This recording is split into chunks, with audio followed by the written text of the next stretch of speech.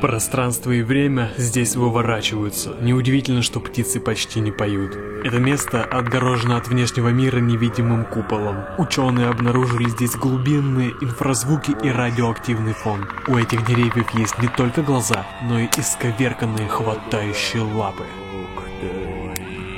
Мы находимся возле села Карткирос. Это река Вычегда. Мы идем...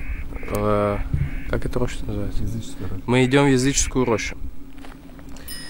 В этой языческой роще, как нам объяснили, рассказали, там деревья странной, причудливой формы. И не просто странный. Если бы взрыв можно было воплотить в живом растении, это бы выглядело именно так. На каждом шагу здесь захоронение. Сколько им лет? Почему о них ничего не известно даже старожилам? 2-километровая дуга состоит сплошь из кривых, закрученных, сплетенных, либо наоборот странно разветвленных деревьев. Здесь можно стать свидетелем биологического феномена. В одно целое срастается пихта, ель, сосна и береза. Между их стволами не просунуть ни нож, ни проволоку. Такого симбиоза в природе не бывает никогда. Даже если целенаправленно выращивать рядом такие разные виды деревьев, одно из них все равно побеждает. Многие деревья здесь вежапу, святые. Это видно по их ветвям, смотрящим вниз.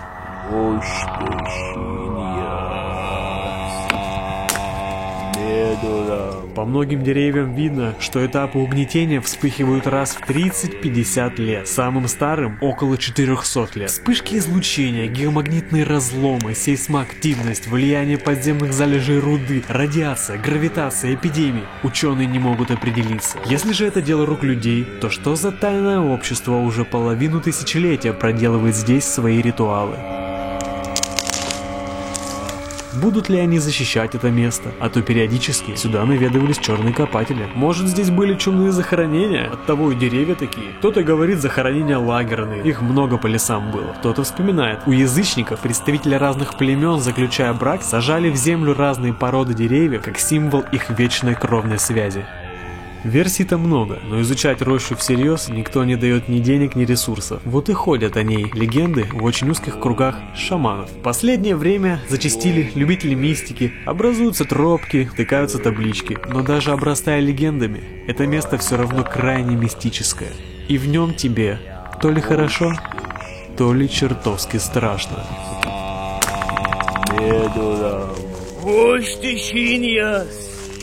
Медурамен локтей, менум орцалей, варьяс, ваяс. Языческая роща, село Карткирос, республика Коми.